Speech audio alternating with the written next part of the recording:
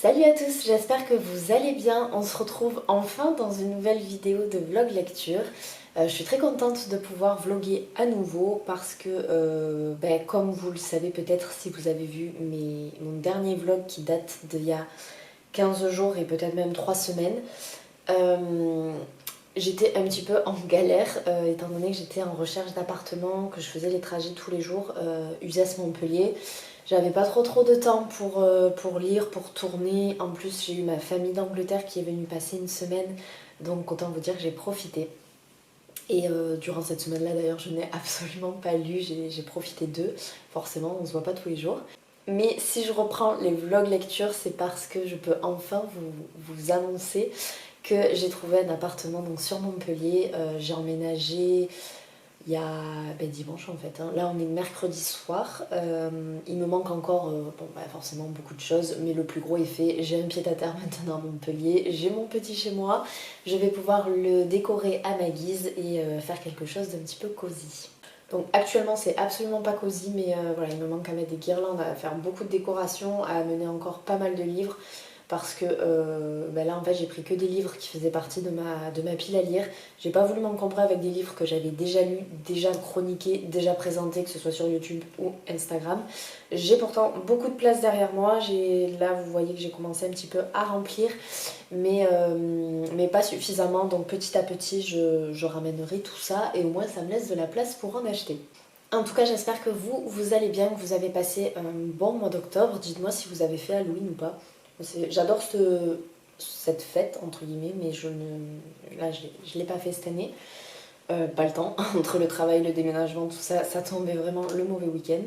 Mais dites-moi si vous avez fait quelque chose ou si vous vous êtes réservé une petite lecture spéciale justement pour ce week-end-là. D'ailleurs, en parlant de lecture, j'ai pas mal de choses à vous dire parce que j'ai terminé 2 lectures. J'en ai commencé une autre et j'ai eu une réception HarperCollins Bien-être à vous présenter. Je vais pas tout vous dire maintenant parce que sinon ça fera une intro qui sera un petit peu longue, mais je vais quand même commencer par vous présenter du coup la lecture qu'on a reçue de HarperCollins Bien-être. Donc je me tourne, c'est juste là. Hop. Donc pour petit rappel, on en avait eu déjà deux. On avait eu Trop jeune pour être vieille de Joël Goron. Et on avait eu Apprenez sans limite 6 principes pour muscler votre cerveau de Jo Bollaert. Autant vous dire que je n'ai toujours pas commencé ces lectures. Je vais m'y mettre maintenant parce que je vais avoir beaucoup plus de temps et l'esprit un petit peu plus dégagé. Donc ça c'est plutôt cool.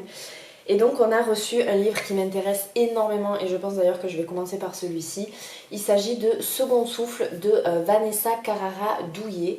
Retrouver son enfant intérieur et l'harmonie avec soi-même, donc aux éditions HarperCollins Bien-être. Il coûte 6,90€ et honnêtement il est tout fin. Enfin tout fin, oui il est quand même pas très épais. Je sais pas combien il y a de pages mais ça doit être dans les 150 par là. Je vais du coup vous lire le résumé de ce livre. Entendez-vous votre enfant intérieur? Oui, cette petite voix de celle ou celui que vous étiez il n'y a pas si longtemps et que vous vous évertuez à museler. Vous l'ignorez encore, mais elle est en réalité votre meilleur allié pour retrouver l'harmonie avec vous-même. Au fil de ses consultations, Vanessa Carrara-Douillet a dégagé 13 thématiques sources de malaise récurrents chez ses patients. Rapport au corps difficile, burn-out, deuil, troubles du sommeil, crise d'angoisse, libido en berne, addiction, charge mentale, etc. Riche de 10 ans de pratique et de témoignages, elle vous livre ici toutes les clés pour renouer avec votre moi profond et accéder à la liberté d'être soi. Vive au présent en accord avec le passé pour construire le meilleur des avenirs et à la portée de tous. Comment? En s'appuyant sur des ressources intérieures insoupçonnées révélées par l'hypnothérapie, le dialogue et des exercices spécifiques. Une voie à suivre pour exister pleinement tout en acquérant des réflexes de sérénité durable. Vanessa Carrara-Douillet est une thérapeute et formatrice et elle a tenu donc pendant 10 ans un cabinet d'hypnothérapie. Elle est aussi conférencière sur la confiance en soi et la gestion du stress. Autant vous dire que ce livre du coup me tente énormément, vraiment. Toujours pareil, c'est pas des lectures vers lesquelles je me dirigerai en librairie, mais le fait d'être partenaire HarperCollins Bien-être cette année va pouvoir vraiment m'aider à développer peut-être de nouvelles habitudes de lectrice. Forcément dans ce livre, je me retrouve dans certaines de ces thématiques, hein. Il y en a qui font grave écho. Donc j'espère pouvoir assimiler certaines clés pour renouer, comme on dit, avec le moi profond et la liberté d'être moi-même. En tout cas, je vous en reparlerai dès que je l'aurai lu. Sinon, mis à part ça, j'ai fini de lire Cimetière de Stephen King. J'ai écouté en fait, je l'ai pas lu. J'ai écouté en lecture audio ce livre lorsque j'avais encore 3 heures de route par jour. On remarque que les livres audio m'ont bien accompagnée. Ça avait vraiment cet avantage-là, donc c'est plutôt cool. Je n'ai pas le livre avec moi, il fait partie des livres que je n'ai pas encore pris, ramené pour mon aménagement. Donc je vous insérerai très certainement une photo au moins pour vous montrer la couverture. Pour vous faire un petit résumé de cette histoire, parce que je vous en ai parlé dans le dernier vlog quand je l'avais commencé, mais pour vous remettre l'histoire en mémoire, nous allons suivre la famille Creed qui est composée de Louis, Rachel, donc ce sont les parents de Eileen et Gage, ainsi que de Winston Churchill qui est leur chat que tout le monde appelle Church. De base, ils vivent à Chicago, mais ils vont emménager dans une toute petite ville du Maine qui s'appelle Ludlow, parce que Louis a trouvé un poste de médecin au sein du campus de l'infirmerie du campus de l'université. Donc ils emménagent, je crois, durant l'été, juste avant sa prise de poste à la rentrée. Ils vont être les voisins d'un couple d'octogénaires qui s'appelle Judd et Norma, tout à fait charmant, et en fait ces deux familles vont très vite se lier d'amitié, si je puis dire. Louis va très souvent boire des bières avec Judd le soir sur leur pavillon, et Judd va raconter tout un tas d'histoires sur sa vie, sur la vie de Ludlow, sur les habitants, tout ça. C'est vraiment lui, on va dire, qui plante, c'est à travers ce personnage que le décor est planté. Et l'histoire se fait à travers le personnage de Louis, c'est vraiment lui le personnage principal.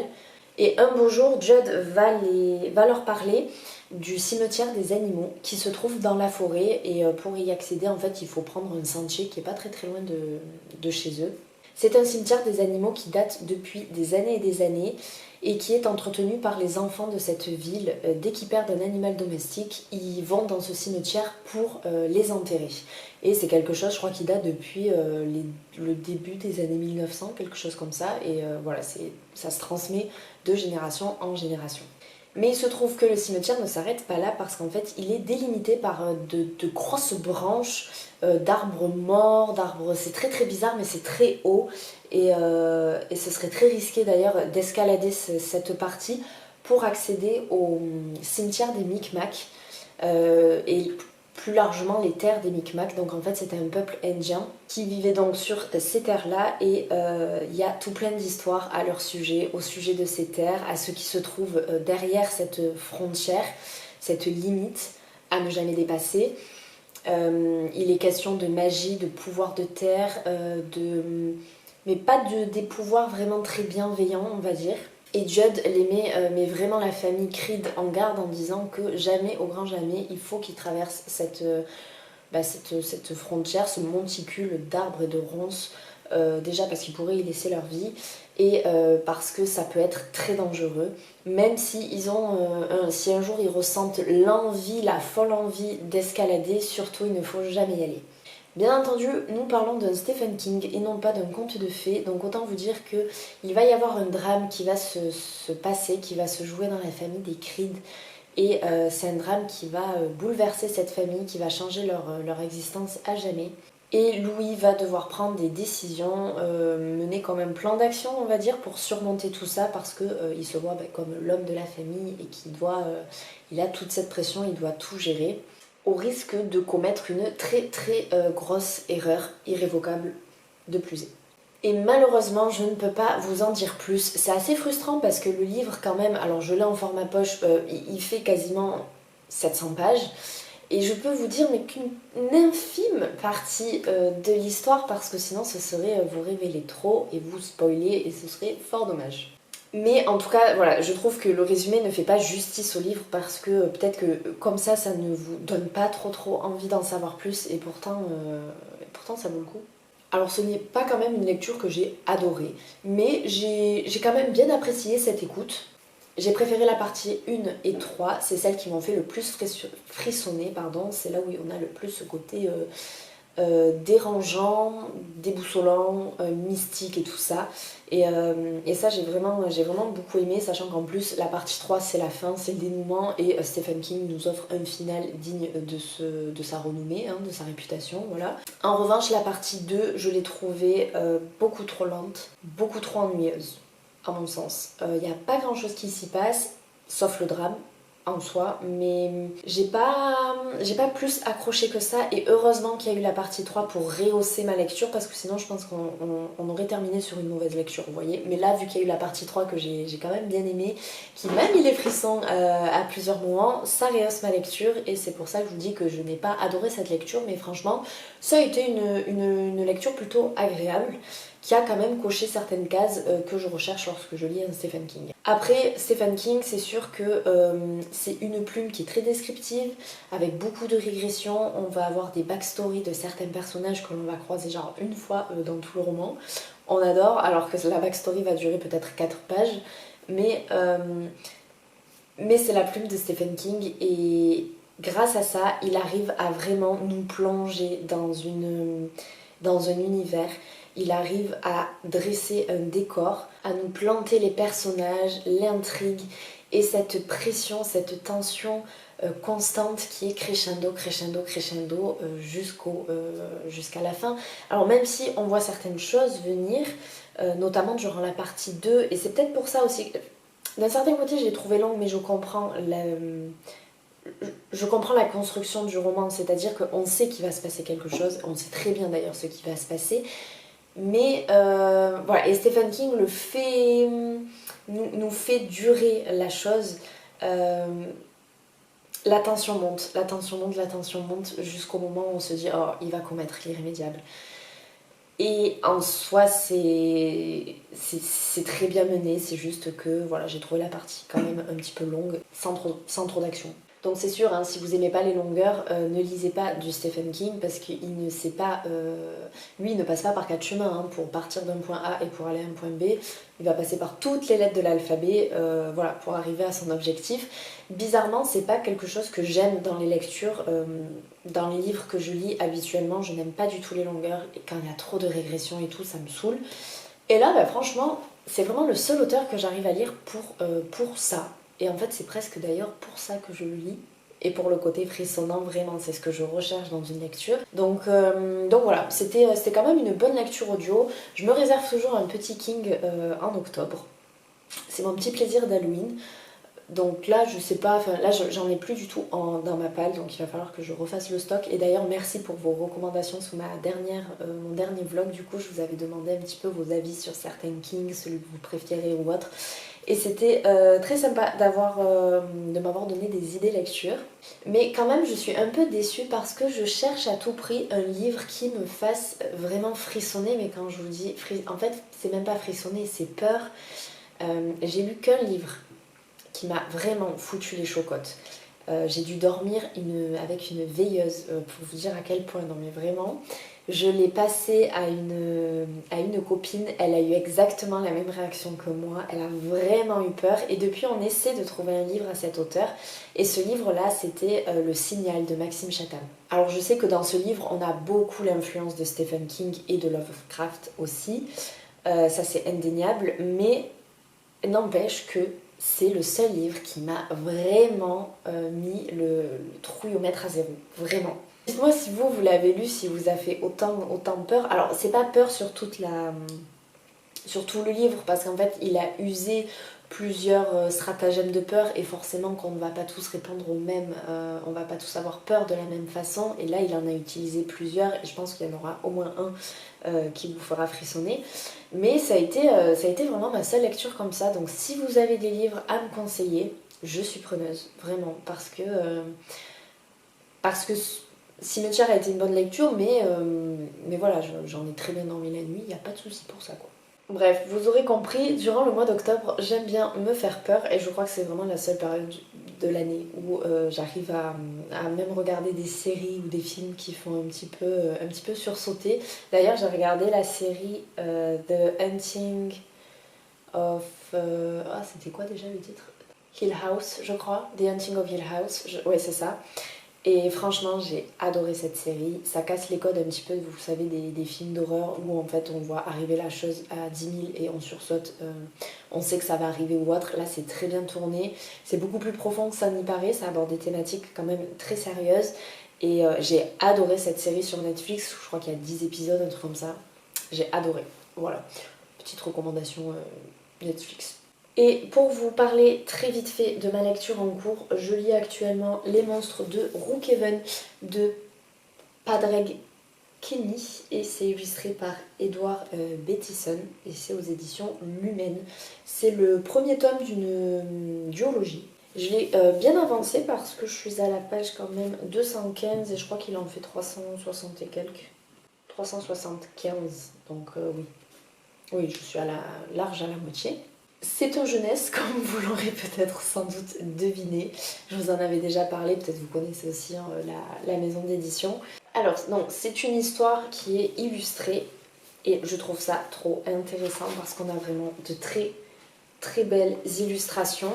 Alors pas à toutes les pages, attention, mais très souvent on a quand même des petits dessins. Alors soit ça tient toute la page, soit comme là c'est juste...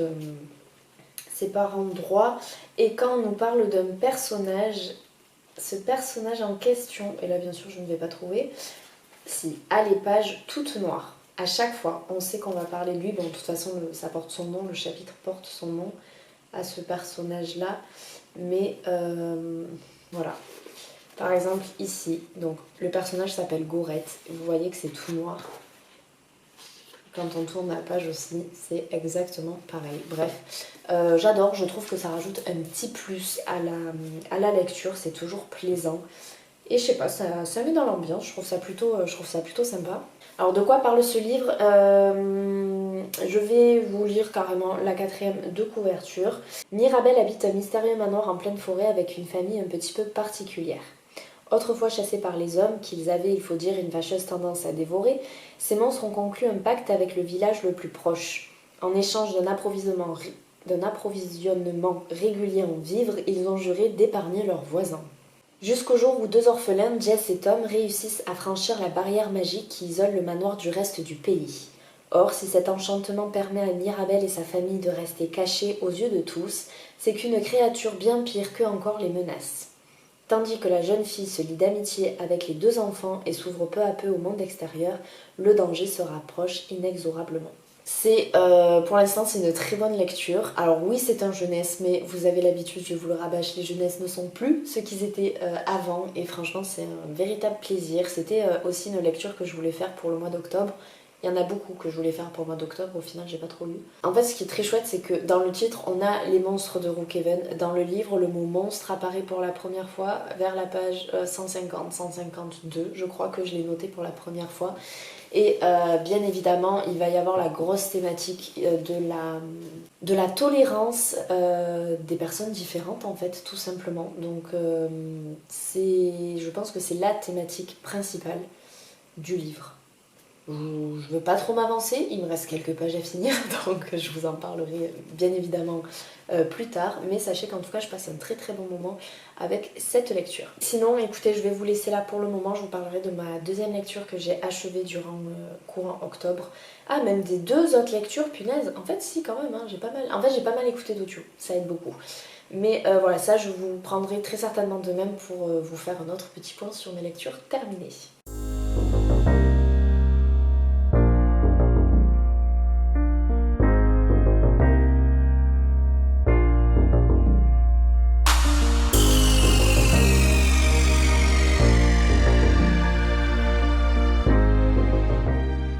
Nous sommes vendredi matin, je vous prends pour vous faire un petit update lecture. Hier, j'ai pas pu finir Les monstres de Brookhaven, j'ai eu une journée un petit peu chargée. Je suis environ à 100 pages de la fin, donc j'espère le terminer. Si vous voyez, il me reste que ça à lire. Donc j'espère le terminer avant d'aller au travail là, ce matin et je vous en parlerai dès que je l'ai fini. Ensuite, je voulais vous montrer un livre que j'ai acheté la semaine dernière, ou il y a 15 jours, je sais plus, à Easy Cash à Nîmes.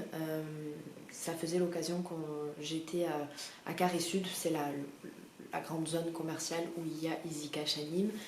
Ça faisait très longtemps que je n'y étais pas allée et donc j'ai décidé d'aller faire un petit tour. Il n'y avait pas grand chose qui m'a intéressée hormis un livre. Il s'agit donc de Jordi Obregat, Les 7 châtiments aux éditions Le Cherche Midi. C'est un livre que j'avais dans ma wishlist depuis pas mal de temps. Alors, un an, je crois, parce qu'en fait il date de... Je crois qu'il est sorti l'année dernière ce livre, non ? Ouais, il est sorti en octobre 2021. Donc oui, ça fait quasiment un an. Ça fait un an qu'il était dans ma wishlist. Et donc, quand je l'ai vu, je me suis dit, allez, pourquoi pas. Je l'ai payé 6,99 €, alors que de base, il en fait 21. Si ce livre m'a tenté, c'est parce j'avais vu passer de bons avis, de bonnes critiques. Je crois que c'est un auteur espagnol, hein. Oui, c'est ça, il est né à Valence. Et c'est son deuxième livre, donc publié par les éditions Le Cherche Midi. Je vais vous lire donc le résumé. Dans une petite station de ski des Pyrénées située à la frontière de l'Espagne et de la France, un homme est retrouvé mort au fond des eaux glacées d'une piscine. Il est menotté et ses paupières sont cousues. Alex Serra, inspectrice aux homicides de la police de Barcelone, est envoyée sur place pour mener l'enquête aux côtés de Jean Cassel, un lieutenant de police français. Les investigations prennent un tour imprévu lorsqu'un lien est établi entre la victime et une grande famille de la région, propriétaire des terres de la vallée, dont l'héritière vit recluse dans un manoir isolé. C'est en effet dans l'histoire tourmentée du village, lieu de passage des fugitifs pendant la Seconde Guerre mondiale, que semble se trouver la clé de l'affaire. D'une ancienne colonie industrielle perdue dans la montagne jusqu'à un mystérieux monastère, Alex et Jean vont devoir réveiller bien de vieux fantômes pour découvrir la vérité. Et le temps leur est compté, alors qu'une tempête sans précédent s'abat sur la région, la liste des victimes ne cesse de s'allonger. Voilà donc pour le résumé qui est assez bien détaillé. Ce livre me donnait bien envie, donc écoutez, je connais pas du tout le premier livre, apparemment il a écrit... son premier livre, c'était le 8e livre de Vézal. Je connais pas du tout, j'en ai jamais entendu parler.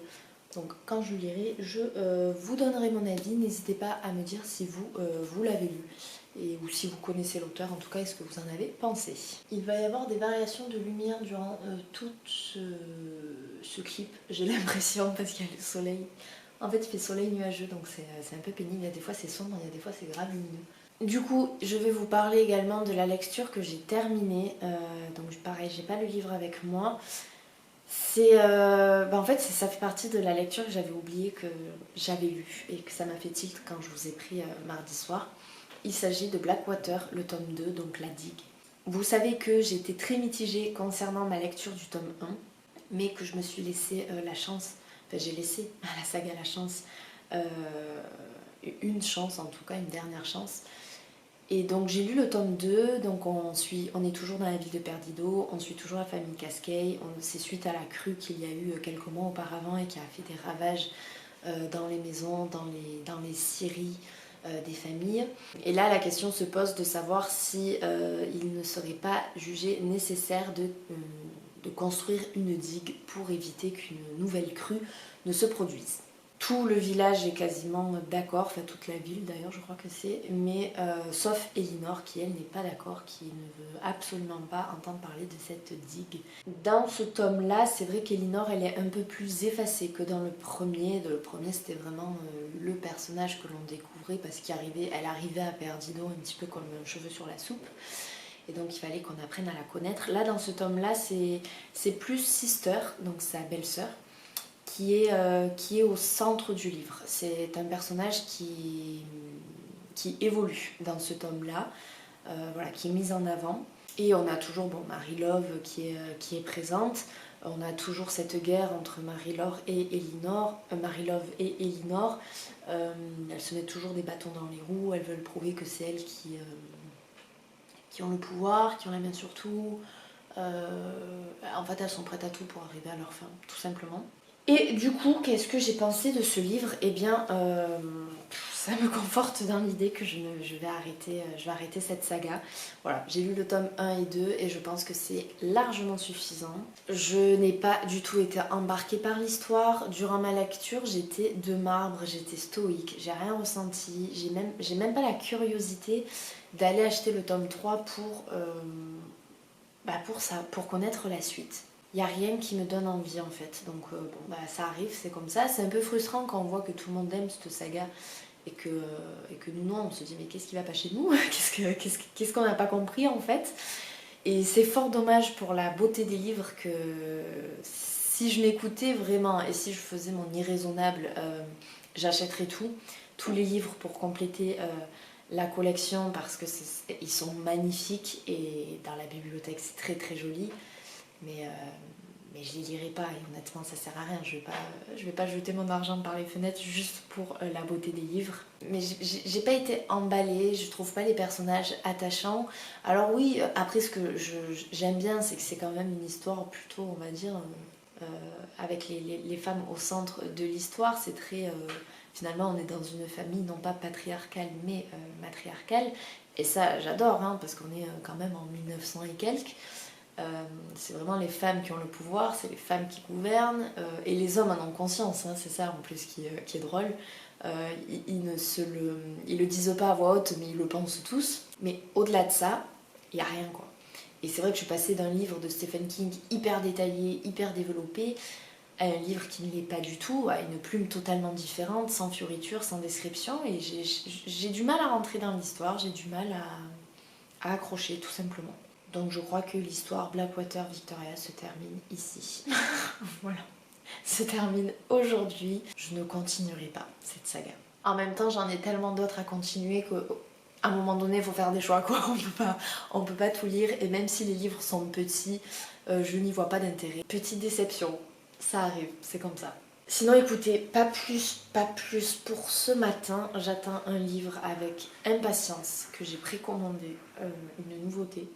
J'irai voir à la boîte aux lettres avant de partir s'il est arrivé. Il est sorti le 2 novembre, donc je ne devrais pas tarder à le recevoir. Mais vu qu'il y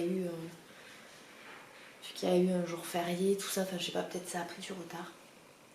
J'ai trop hâte de vous le présenter. Et en fait j'espère que ça va concorder avec la fin de ma lecture pour pouvoir l'enchaîner directement. Je vous laisse durer un petit peu le suspense. Je vais pas vous dire quel livre j'attends. Peut-être que vous l'aurez deviné parce que pour ceux qui me suivent sur Instagram, je l'avais mis en story. J'espère le recevoir d'ici demain. Ce serait pas mal. Donc écoutez, je pense que c'est tout pour aujourd'hui et je vous reprendrai très certainement demain dans la matinée.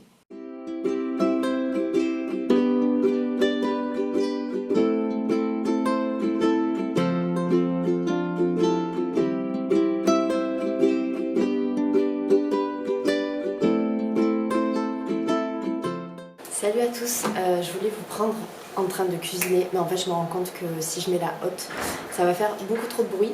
Nous sommes lundi soir, là il est 19h, je suis en train de préparer un chili con carne. Je sais pas trop ce que ça va donner parce que je suis pas hyper douée en cuisine, mais je vous assure ça reste mangeable quand même. Hier je vous ai pas pris de toute la journée, attendez je remets quand même... Ça sent quand même bon hein. Je vous rassure. Du coup, ouais, je disais hier, je vous ai pas pris de la journée. Grosse journée pour moi. J'ai passé ma 11h à 20h aux urgences. On adore. Pour rien de grave, je vous assure, et tant mieux. C'est juste que j'ai patienté. J'avais pris un livre avec moi. Impossible à lire parce que dans la salle d'attente, il y a toujours du mouvement, un peu de bruit, des gens qui téléphonent. Et je suis une lectrice qui a besoin d'énormément de calme, de se créer son petit cocon pour pouvoir lire. Vraiment, il ne faut pas que j'entende une mouche voler parce que j'ai la concentration d'une huître. Donc écoutez, je vous reprends juste après ma cuisine pour vous parler du livre que j'ai enfin reçu, que je n'ai pas encore commencé, et pour clôturer le vlog également.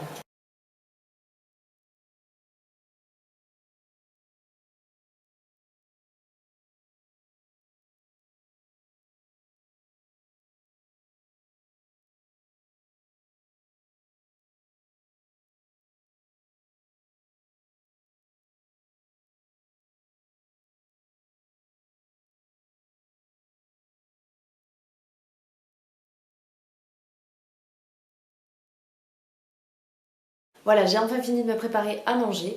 Et donc comme prévu, je vous prends pour vous montrer le livre que j'ai reçu il y a 2 jours par là, je crois, je ne me rappelle plus. En tout cas, il est sorti le 2 novembre aux éditions Albin Michel.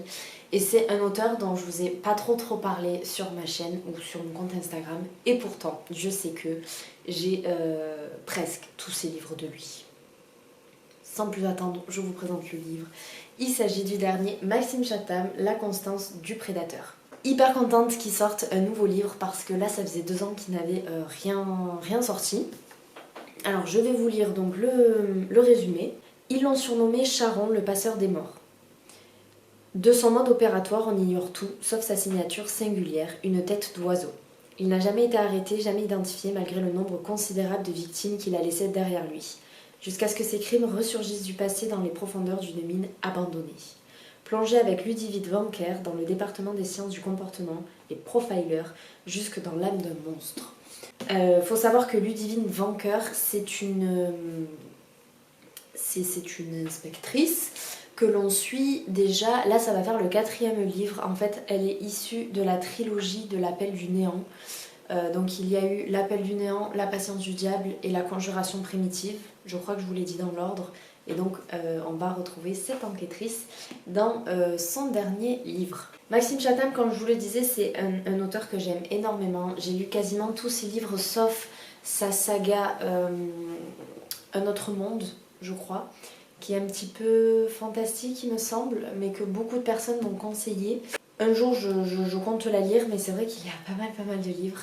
En revanche, j'ai lu énormément de livres de lui. J'ai lu, alors mon préféré ça sera forcément L'âme du mal, la trilogie L'âme du mal, et plus précisément ce livre-là. Je me rappelle plus le nom des autres livres qui composent cette trilogie. Je me rappelle plus du tout. Et j'ai toujours aimé plus ou moins ces livres, comme je me rappelle celui qui m'avait un petit peu dérangé. Et d'ailleurs, j'avais connu cet auteur avec ce livre. C'était le... Oh, j'ai un trou de mémoire ce soir, c'est incroyable.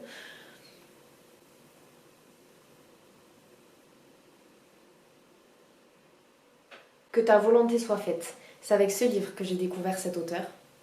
Il m'avait beaucoup dérangé d'ailleurs. Et suite à ça, je les ai enchaînés. Le Signal de Maxime Chatham, je vous en ai parlé en début de vlog, forcément c'est aussi un de mes livres préférés. Et en revanche, ces 2 derniers livres, donc c'était Insectes et il y a 2 ans il avait sorti donc L'Illusion. J'ai pas coupé mon téléphone. Eh bien, ces 2 derniers livres m'avaient un petit peu déçue, je dois le dire. C'était du vu et revu, du réchauffé. Il sortait pas trop de sa zone de confort.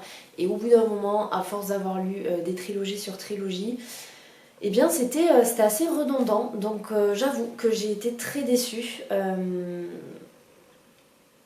Les 2 livres en soi partaient très bien, l'intrigue était plutôt chouette. Ça laissait présager quelque chose de vraiment bien et en fait, il y avait des temps morts au milieu de l'histoire et pour moi la fin a été... il a tiré encore les ficelles qu'il tirait avant et donc j'avais été très déçue. Voilà, très déçue. Je me rappelle le dernier, L'Illusion, ça donnait un petit peu un air de Shining de Stephen King parce que ça se passe dans une station de ski à huis clos alors qu'il y a des tempêtes de neige et donc il y a une nouvelle personne qui vient travailler pour la hors-saison en fait. Et voilà, et c'était vraiment, ça parlait d'un prestidigitateur qui vivait juste à côté de la station de ski, mais qui ne se montrait jamais, qu'il fallait laisser tranquille et compagnie, et qui vivait dans le noir et tout. Et franchement, c'était prometteur. Et en fait, tu vois, la fin m'a grave déçue, ça m'a rappelé le livre Insectes et un peu tout ce qu'on avait déjà lu auparavant, on va dire. Donc tant mieux qu'il ait fait une pause, et j'espère que ça lui a été utile pour qu'il puisse enfin un petit peu sortir de sa zone de confort. Je vais pas exprès vous dire dans quel univers il est, parce que sinon c'est vous dire beaucoup pour bon nombre de livres. Voilà, je vais pas vous donner le terme exact, parce que sinon ce serait... Alors après c'est pas un secret hein, forcément, mais voilà, pour ceux qui ne connaissent pas l'auteur, et qui souhaitent le découvrir, je vous laisse le champ libre. En tout cas, si je dois vous en recommander un, ce sera L'âme du diable. Vraiment, je vous mets même sa couverture, hein, histoire de ne pas me tromper, parce que dans chaque livre, il y a diable, il y a mal, il y a patience, il y a prédateur. Enfin, pour moi, c'est trop, ces livres se ressemblent trop, même les couvertures se ressemblent beaucoup trop. Donc je vous insérerai la couverture du livre dont je vous parle, Le Signal, si vous voulez vraiment avoir les chocottes. Et j'avais beaucoup aimé aussi L'Appel du Néant et La Conjuration Primitive. Je crois que c'est vraiment ces 4 livres-là qui m'avaient le plus plu et que ta volonté soit faite. Mais pour le coup, ça change énormément des enquêtes qu'il a l'habitude de faire. Donc c'est un autre genre, on va dire. Bref, voilà. En tout cas, je sais que ce soir, je vais commencer ce livre étant donné que j'ai fini Les Monstres de Brookhaven et je crois que je ne vous en ai pas parlé. Et en fait, je crois que je vais vous en parler dans le prochain vlog que je vais ouvrir parce qu'honnêtement, là, j'ai vraiment trop envie d'aller le lire, d'aller le découvrir. Je sais pas s'il est long ou pas, j'ai pas... Oh, bah super. Il y a tous les... Oh, punaise. Il y a toutes ces sagas. Parce que finalement, il y en a peu qui sont hors saga quand même. Donc celui-ci s'inscrit bien dans le cycle GN, ça s'appelle. Ensuite, oui, il y a le cycle de l'homme que je n'ai pas lu, Autre Monde que je n'ai pas lu. Autre Monde, il y a 7 livres et j'avoue que je les ai pas lus. Et sinon, les autres oui, je les ai lus. Je les ai, mais ils sont pas avec moi. Et ça, par exemple, ça fait partie de certains livres que je vais ramener. Voilà, la trilogie du mal, ça s'appelle, c'est l'âme du mal, c'est pas l'âme du diable, n'importe quoi, Victoria, n'importe quoi, tu peux pas dire que c'est un de tes livres préférés si tu ne connais pas le titre. Donc il y a l'âme du mal, In Tenebris et Malefices. Et ça, donc c'est la trilogie du mal et c'est l'âme du mal que je vous conseille fortement si vous ne l'avez pas lu et que vous aimez les thrillers. Voilà, bref, assez blablaté sur Maxime Chatham. De toute façon, je vais avoir l'occasion de vous en remettre une couche dans le prochain vlog si je me mets à lire ce livre. Et c'est pas si je me mets, c'est que je vais le faire. Voilà, c'est tout pour ce soir. Je vous parlerai des monstres de Brookhaven dans un prochain vlog. Voilà, je pense que vous avez compris à quel point je suis impatiente d'aller prendre ma douche, me démaquiller, manger et me mettre à lire. En tout cas, j'espère que vous avez passé une bonne semaine, un bon week-end, que vous avez eu de belles lectures, que vous avez passé du bon temps, que vous avez profité parce que le soleil revient et même s'il fait un peu plus froid, certes, ça fait quand même du bien. Dites-moi un petit peu au niveau de vos lectures, faites-moi un petit point si vous avez eu au mois d'octobre des lectures coup de cœur, des déceptions, si ce livre-là vous donne envie par exemple. Je sais, je vais être pénible, hein, mais franchement, pour ceux qui ne connaissent pas Maxime Chatham, j'aimerais vraiment vous le faire découvrir parce que voilà, quand vous aimez un auteur comme ça vous fait toujours plaisir de voir les personnes qui se lancent et qui aiment tout autant que vous. Je sais que je l'ai fait découvrir à une amie, j'avais commencé par lui faire découvrir Le Signal, elle m'a détesté. Mais on est toujours amis, donc ça va, je crois. Et ensuite, je lui avais conseillé L'âme du mal et qu'elle a adoré, elle a vraiment adoré. Je me rappelle, elle m'a envoyé des messages pendant sa lecture et tout. Enfin bon, bref. Maintenant, si tu passes par là, tu te reconnaîtras, je crois. Et puis voilà, écoutez, je vais vous laisser. Je vous souhaite de passer une bonne semaine et demain, je commencerai un nouveau vlog lecture. Je vous souhaite plein de bonnes choses durant cette semaine qui a déjà commencé, de bonnes lectures et surtout, portez-vous bien.